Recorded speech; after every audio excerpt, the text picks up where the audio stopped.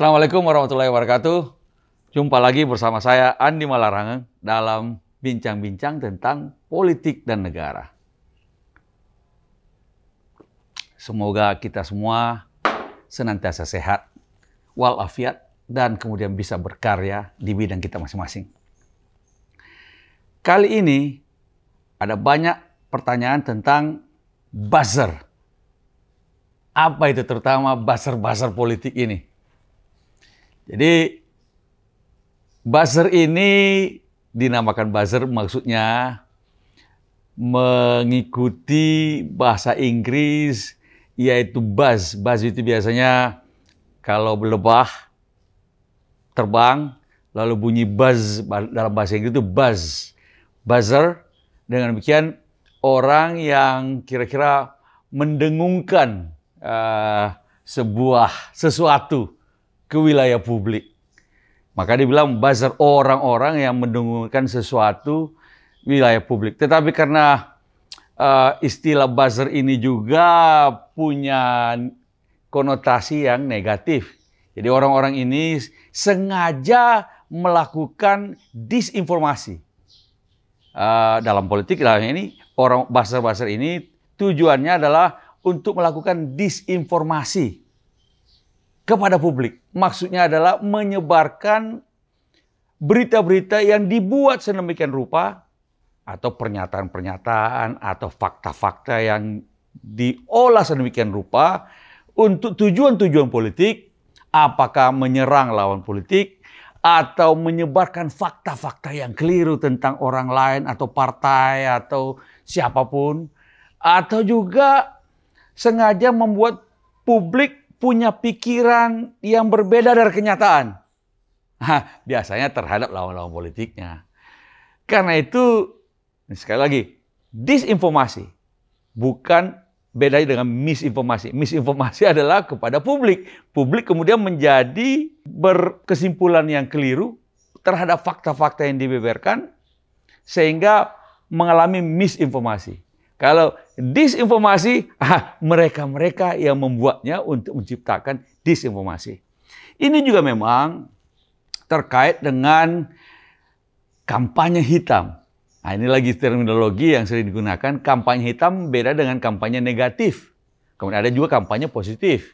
Kalau kampanye positif, kita semua tahu adalah kampanye yang kira-kira memberikan hal-hal yang positif dari kandidat atau partai atau sebuah kebijakan yang didukungnya. Yang positif-positifnya dikembangkan begitu. Walaupun kalau positif ini berlebihan, kebenarannya sedikit, tapi yang kemudian positifnya dijadikan dibesar-besarkan, dia menjadi disinformasi juga, hoax. Nah, kalau kampanye negatif adalah dia punya fakta. Hal-hal yang kurang baik terhadap orang, kebijakan, atau partai, organisasi yang biasanya dikritiknya atau tidak didukungnya. Sehingga kemudian mengembangkan kampanye negatif. Tapi dasarnya adalah fakta. Ya kira-kira menyebarkan keburukan orang lain lah. Tapi fakta keburukan itu memang benar. Walaupun sekali lagi, bisa saja kemudian keburukan itu sebenarnya keburukannya segini, tapi kemudian dikembangkan sedemikian luas menjadi jauh lebih besar daripada faktanya itu sendiri. Dia menciptakan hoax lagi, lalu kemudian disinformasi yang pada dasarnya kemudian mengarah kepada yang kita namakan sebagai kampanye hitam. Nah, kampanye hitam ini adalah kampanye yang pada dasarnya tidak berdasarkan fakta. Atau faktanya kecil, tapi kemudian atau sebagian benar ada fakta-fakta, tapi kemudian dikembangkan sedemikian rupa sehingga jauh lebih besar kebohongannya daripada kebenarannya. Nah, inilah namanya kampanye hitam, tidak berdasarkan fakta. Nah, memang ini kemudian beda-beda tipis ini. Intinya adalah kampanye hitam tidak berdasarkan fakta atau kampanye yang melakukan disinformasi. Apakah berdasarkan fakta yang negatif atau fakta yang positif? Kalau fakta positif artinya dilebih-lebihkan faktanya, menciptakan disinformasi. Sebaliknya kalau fakta yang bersifat negatif, kemudian jauh lebih besarkan lagi atau ditambahkan dengan hal-hal yang sebenarnya tidak lagi berupa fakta. Seringkali kalau kita lihat, buzzer ini juga memang sengaja ditujukan untuk menyerang mereka yang sedang beroposisi terhadap kekuasaan. Terutama kalau mereka yang beroposisi sedang naik daun. Partai Demokrat misalnya, Ketum AHY, ketika kita lihat pollingnya makin naik, kemudian survei-survei dia mengatakan bahwa trennya naik, pastilah. Kemudian juga muncul buzzer-buzzer yang menyerang, buzzer-buzzer bayaran, untuk menyerang agar supaya jangan sampai, mereka takut soalnya, kalau tren ini berlanjut terus, Demokrat naik terus, Ketum AHY pollingnya naik terus, termasuk SBY dan sebagainya. Nah inilah kita harus sadari dan jangan sampai termakan oleh mereka. Kembali soal buzzer tadi.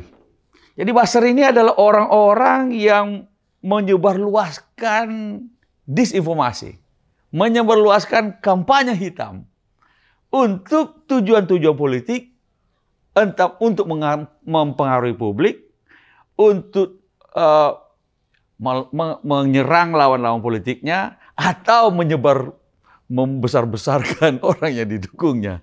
Nah, buzzer ini di dalam bahasa Inggris kadang-kadang dibilang troll factory. Jadi pabrik-pabrik troll, karena pada kenyataannya adalah mereka-mereka ini disewa atau dibayar, dan kemudian biasanya menggunakan akun-akun palsu, fake accounts. Satu orang bisa mempunyai 30 akun bermain di berbagai macam media sosial. Memang karena biasanya mereka bermain di media sosial, ada akun Twitternya, ada akun Instagramnya, ada akun TikToknya, YouTube-nya, dan sebagainya. Dan kemudian ini satu orang nih, tapi seakan-akan dia ada 20-30 account, sehingga seakan-akan 20-30 orang, dan kemudian menyebarkan secara terstruktur disinformasi tersebut dan kampanye hitam tersebut. Memang menjadi kenyataan baru orang-orang ini digunakan. Ada lagi yang menggunakan influencer. Orang-orang yang memang tampangnya sudah sering muncul di media sosial, tetapi tujuannya adalah disinformasi. Tujuannya adalah menciptakan situasi agar publik punya kesan yang negatif terhadap orang-orang tertentu. Biasanya mereka ini dalam bahasa Inggris seringkali juga dibilang attacking dog atau attack dog. Jadi orang-orang ya semacam anjing-anjing penyerang yang kemudian memang sengaja untuk menghajar, menghantam, menyerang lawan-lawan politiknya. Nah, bedanya adalah kalau buzzer-buzzer itu seringkali anonimus. Tidak jelas siapa di belakangnya. Akunnya itu tidak ada orang yang kita bisa tahu. Kalau influencer orangnya ada jelas. Biasanya ini saling saut menyaut lah. Semuanya adalah orang-orang yang dibayar pada dasarnya. Istilahnya bukan organik. Nah, atau dulu kalau Gus Dur dulu bilang, Presiden Gus Dur, maju tak gentar membela yang bayar. Nah, memang dalam kenyataan politik sekarang di mana media sosial itu sangat meluas dan tiap orang punya ada media, ada handphone yang menjadi smartphone di mana hampir tidak pernah lagi kita menonton televisi, hampir tidak pernah lagi kita baca koran yang langsung dengan kertas atau majalah, dan semua pemberitaan kita dapat dari online, dari internet, melalui media sosial juga. Nah, karena itu semakin lama memang kita semakin harus hati-hati untuk bisa membedakan mana ini pemberitaan atau fakta-fakta yang hoax, yang berupa disinformasi, yang berupa kampanye hitam. Dan mana-mana yang memang faktual sifatnya. Nah, ini memang pertama-tama yang perlu kita lakukan adalah kita harus punya akal sehat. Jangan gampang tertipu. Jangan gampang. Caranya identifikasinya tidak susah, benar. Kalau kita mau kritis. Pertama, tidak semua hal yang kita dapat di internet itu benar adanya. Pertama, cek akunnya, anonimus atau bukan. Kalau itu anonimus, hampir besar kemungkinan itu hoax, itu buzzer, itu disinformasi dan kampanye hitam. Kalaupun dia bukan anonimus oleh influencer dan segala macam, cek juga komparasi dengan media-media yang kredibel, yang juga di online ada. Dicek apakah benar. Jadi kalau ada yang bilang, oh tokoh ini diseret ke pengadilan, ditangkap sekarang, terciduk lah segala macam. Cek ke berita-berita yang sudah punya nama kredibel. Biasanya media yang konvensional, yang biasanya ataupun juga online, tapi yang punya kredibilitas. Ada nggak berita itu di situ? Kalau tidak ada, biasanya itu sudah hoax itu. Dan biasanya kita juga bisa melihat nadanya. Kira-kira dengan melakukan menyebarluaskan informasi semacam ini, yang diserang siapa? Biasanya tokoh ini atau partai ini atau apa. Bisa kita lihat kok. Yang diserang siapa? Dan kira-kira masuk akal nggak semua serangan-serangan itu atau fakta-fakta disinformatif yang disodorkan? Kalau nggak masuk akal, jangan percaya. Seringkali lagi, judulnya bombastis, isinya nggak ada apa-apanya. Ini juga judul-judul dan bombastis. Karena apa? Judul bombastis itu diperlukan supaya kita kan menerima begitu banyak berita-berita dari internet. Sehingga diperlukan judul yang bombastis untuk menarik perhatian kita dan mau mengkliknya. Jadi judulnya bombastis, hati-hati. Hati-hati. Nah, cek referensi-referensi dari sumber-sumber lain. Sumbernya jelas nggak? Hati-hati lagi kalau yang kemudian narasinya dibuat oleh robot. Nah, ini ada pakai bot. Jadi yang ngomong sebenarnya, yang bicara itu bukan orang, tapi pakai bot, robot. Sehingga kita juga bisa dengar kok bahasanya itu kaku-kaku dan sebagainya. Udah, itu pasti buzzer, kerjaan buzzer itu. Dan kemudian cek lagi juga apakah